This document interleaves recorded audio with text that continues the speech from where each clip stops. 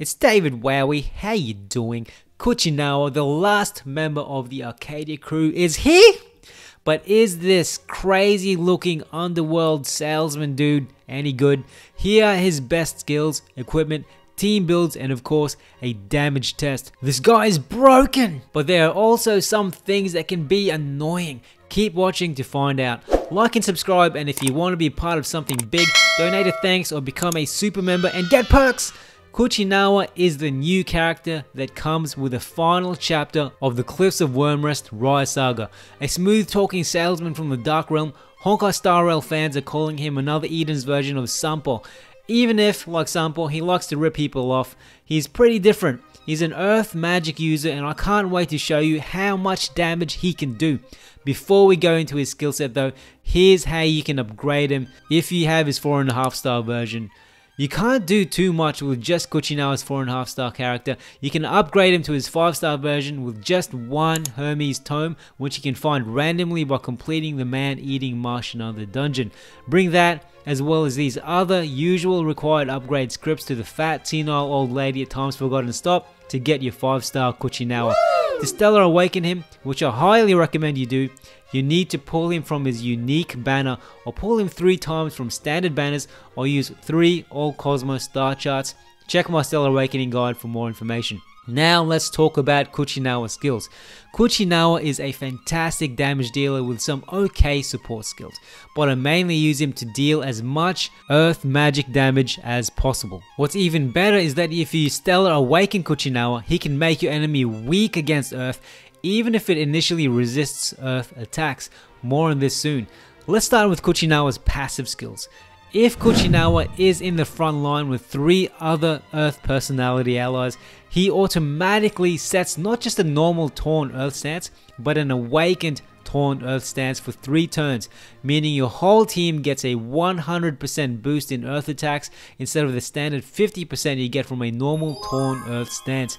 And when in an awakened Torn Earth stance, a number of Kuchinawa skills, which I'll talk about soon, become even more powerful.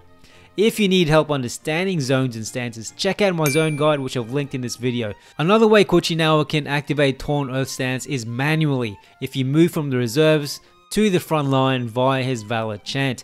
Doing this will also deal an earth magic attack to your enemies.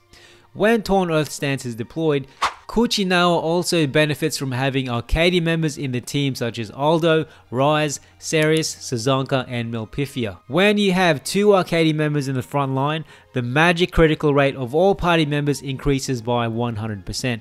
When there are 4 Arcadia members in the front line, you get the Link ability and grant everyone Kaleido, which means everyone's element changes to Earth. So if you have a water user like Rise in the front line, her water-based attacks will switch to Earth-type attacks. In fact, everyone in the front line's attacks will switch to Earth-type attacks. What's cool is every major Arcadia member except Aldo can do this according to their own element. Rise, for example, if she activates Sacred Water stance, the whole team becomes a water team. Sazanka can make the team a fire team, Melpifia can make the team a wind team, and Ceres can make the team a piercing team. And with Kuchinawa, you can activate Torn Earth stance, so your Arcadia team becomes an Earth team. So in summary, if you have an all-Earth team, Kuchinawa will auto-activate an awakened Torn Earth stance, and if you have 2 Arcadia members, your magic crit rate increases, and if you have 4 Arcadia members in the front line, everyone's element becomes Earth. That sounds great on paper, but there's a huge problem. Because for Kuchinawa to awaken Torn Earth stance, you need 4 Earth characters, right? But not all Arcadia members are Earth. In fact, only Ceres is an Earth character. You may think, since Tiramisu, an Earth character, is part of the Rise Saga, she's an Arcadia member, right? But no. As of the time of this video's release, she is not.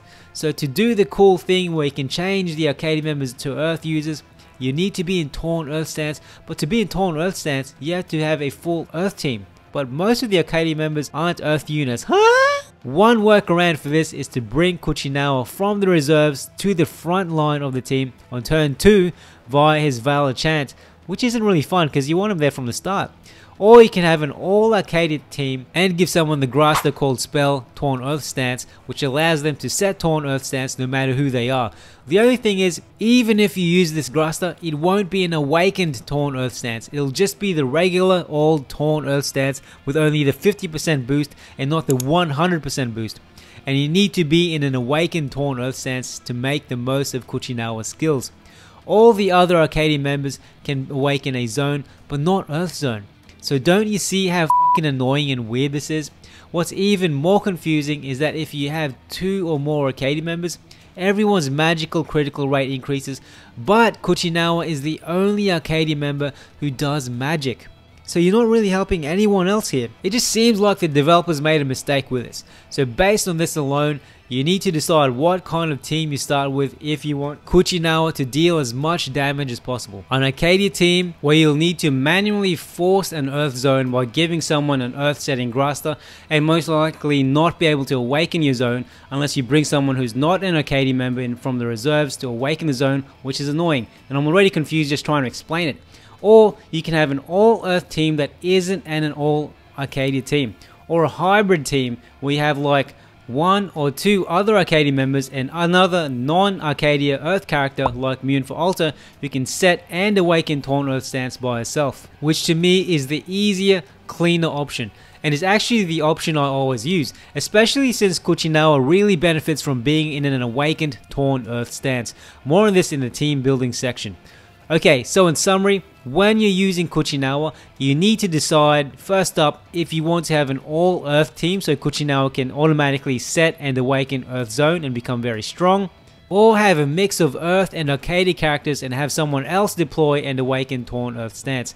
It's confusing, I know, but I'm glad the amount of damage Kuchinawa can do makes up for this confusing setup, which brings us to his skills. Let's talk about Kuchinawa's main skills.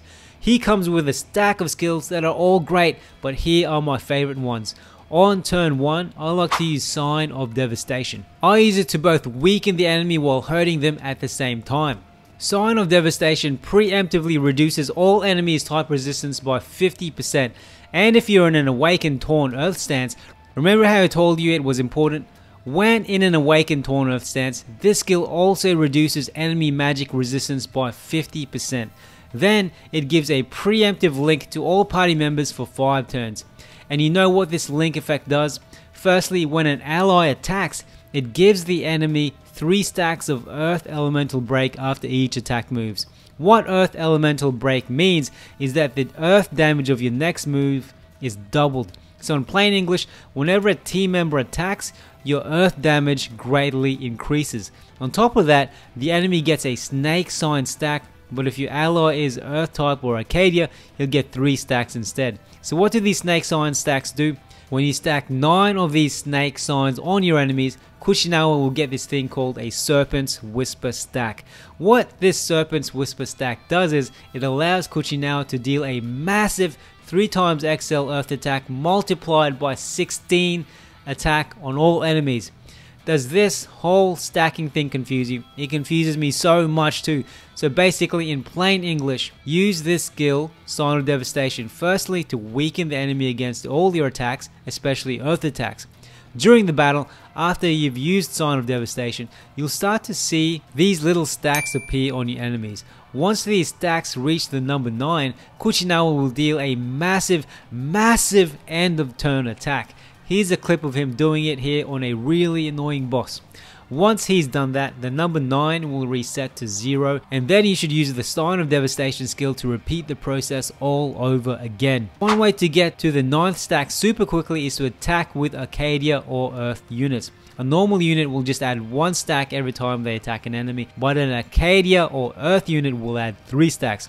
So turn 1, use the skill Sign of Devastation to weaken the enemy and then get 9 stacks on them so that Kuchinawa can do a crazy end of turn attack.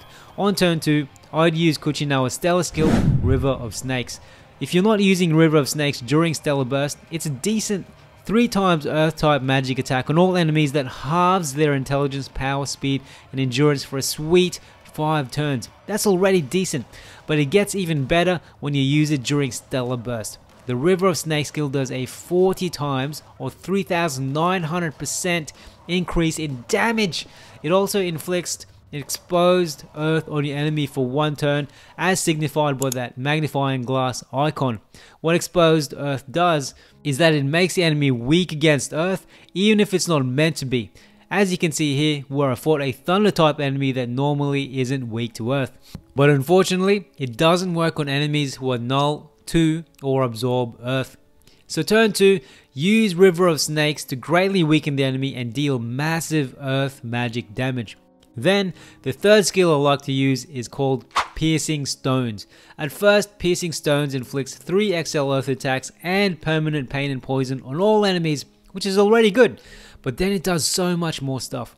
It increases magic critical rate of all party members by 100% for 3 moves. Its damage will increase by the number of distinct debuffs your target has, dealing a maximum of 8 times the damage if the enemy has 8 debuffs. That's already great, but it gets better, my friend. Piercing Stones activates Stalking mode. The first thing Stalking mode does is that Kuchinawa won't be targeted by enemy's single target attacks. In plain English, this means the enemy won't attack you, assuming they're only dealing a single damage attack and not a group one. So the damage can be dealt to the tanks in your team instead of the feeble old mage that is Kuchinawa. But the best part is that being in Stalking mode gives you a 100% damage multiplier.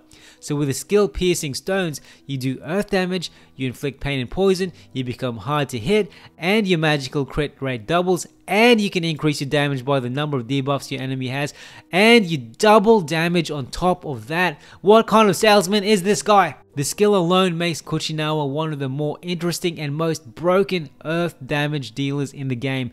Check my damage tests shortly and you'll see what I mean. So in summary, these are Kuchinawa's 3 skills I like to use in rotation. First, Sign of Devastation to weaken the enemy and then do an end of turn attack. Second, River of Snakes to weaken the enemy even more and do an earth attack, and if used during Stellar Burst, do an even crazier earth attack and even make them weak against the earth element. Then I'd use the skill Piercing Stones to inflict pain and poison and do a bunch more damage. Besides being a damage dealer, you may want to use Kuchinawa as a support with other skills like Shadowed Mood, which increases his MP and makes his damage attack stronger, Bloodsucker, which restores HP and MP, Swift Thorns, which gives everyone a preemptive action, and Stunning Drought, which gives you a crazy attack that costs 0 MP, but you can only use it once per battle, so I don't use it. But I personally use Kuchinawa for the 3 skills I mentioned earlier. We can also look at the extra stellar support skills you can unlock for Kuchinawa if you have the stellar points to do so. Battle Start Inflict Elemental Break is quite useful as it gives your enemies 3 stacks of Elemental Break from the get-go and also improves Kuchinawa's magical critical damage. There's also the standard Stellar Burst activation and gauge-full bonuses you get with stellar characters, but if I were you, if you don't have an amazing Shade Earth team and have limited stellar points, I'd get these last because they're only good if you have a primarily Shade team. Which is weird because as of the time of this video, besides Kuchinawa, all other Arcadia members are Guiding Light characters, and the best Earth support character in the game so far, Mune for Alter, is a Guiding Light user. So as of now, my Kuchinawa performs best with a Guiding Light team. As I said, only upgrade these if you have an amazing Shade team that works well with Kuchinawa's skill set. So what equipment and Grasta should you give Kuchinawa? When it comes to equipment, Kuchinawa is a magic attacker. So give him equipment that increases his intelligence. Endgame, you have things like the Dryad and Elpis weapons that can increase magic, crit rate, and strength. There are countless weapons that will suit him depending on your stage in the game. Check the unofficial wiki weapons page, which I've linked in this video description for a whole list of weapons that can increase his intelligence. And if you have your own recommendations for Kuchinawa's equipment, let us know in the comments. Because Kuchinawa is from the Tales of Wormrest Rise saga and you want to use him during your adventures there, you can also give him the specific dragon equipment you unlock during the saga, which, when used in that island, are especially effective against the dragons there. I've linked the unofficial wiki guide to farming weapons in my description. The same goes with badges. Badges that increase Kuchinawa's intelligence and stats are useful, and I have a personal favorite, Bullseye badge, which can increase your damage drastically outside of another force. In terms of Grasta, as I use Kuchinawa as a damage dealer, I use the standard pain Grasta that I normally recommend, then I upgrade that Grasta with the usual high damage ores such as the Rose with Thorns ore, Bullseye ore, and Last Stand ore. Then you can equip your support allies and allies in the reserves with shareable Grasta such as Enhansive Max HP bracket Staff, Power of Quake bracket Staff, and Almighty Power brackets Arcadia. If you have your own Grasta recommendations, let us know in the comments. So how about team setups? Like I said with my ultimate team building guide, I like to construct teams with first a pain and poison setter, then a tank, then a support, and then a damage dealer. And of course, a character and or sidekick can take up 2 or more of these roles, so they're interchangeable. For example, Kuchinawa is a pain and poison setter as well as a damage dealer. He can also be an okay support character in some cases, but for the most part, what he does best is deal a huge amount of damage. So we need to build a team that strengthens his damage. Remember, Kuchinawa skills improve the more Arcadia and Earth members you have in the team. They also greatly improve if you're in an awakened Torn Earth stance, and this can be automatic if you have a pure Earth team, or more manual if you have other characters to do the job.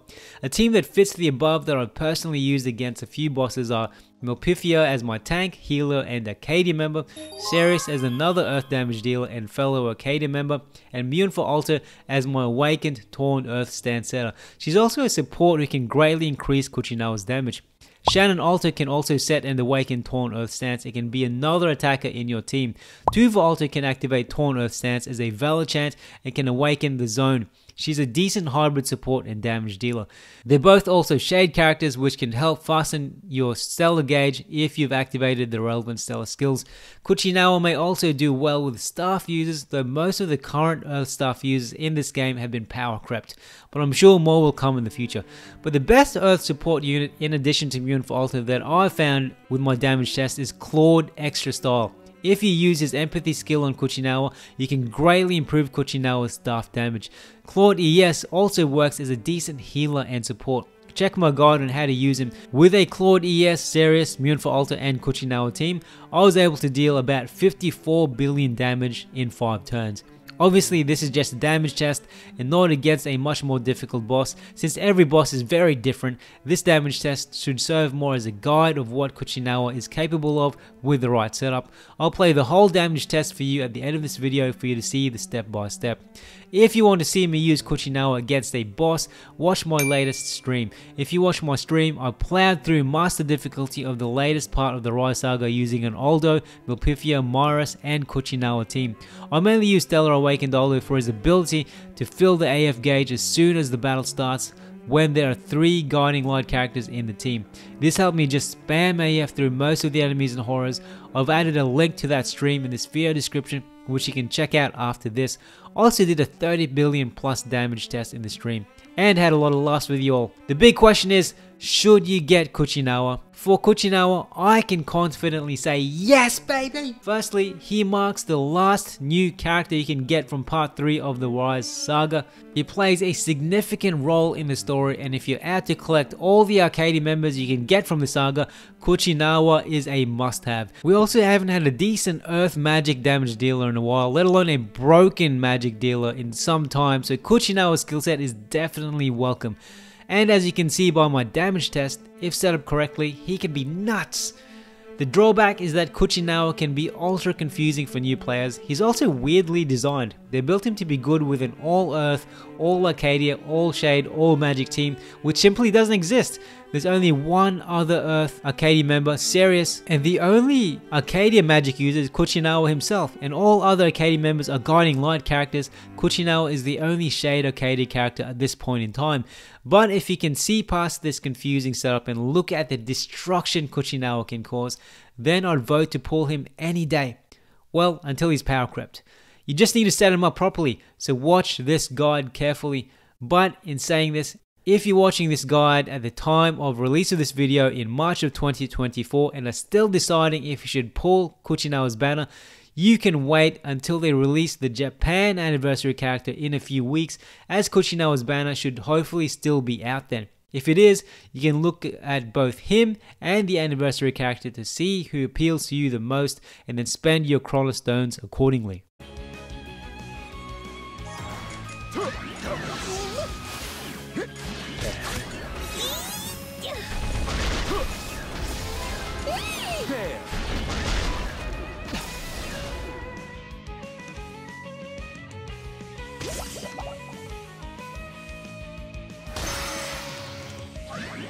Oopsie daisy.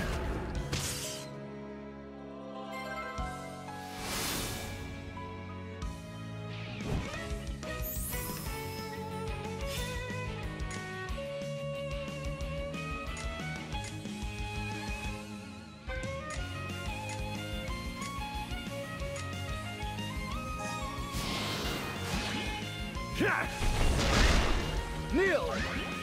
Go.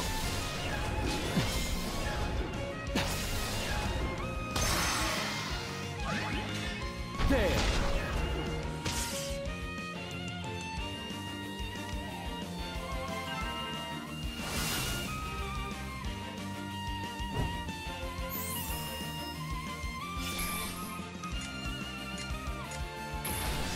Woo! Now this is a new sensation.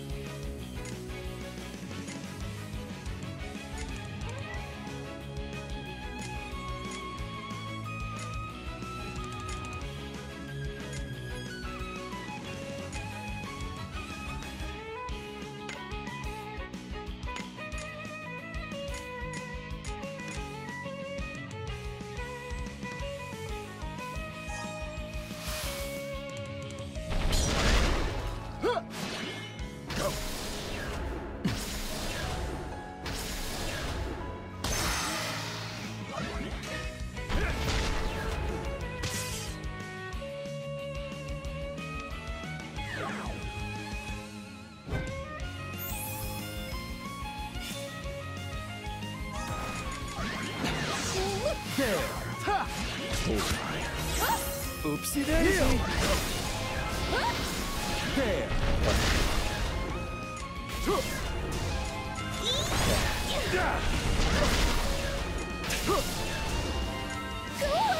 Oopsie daisy.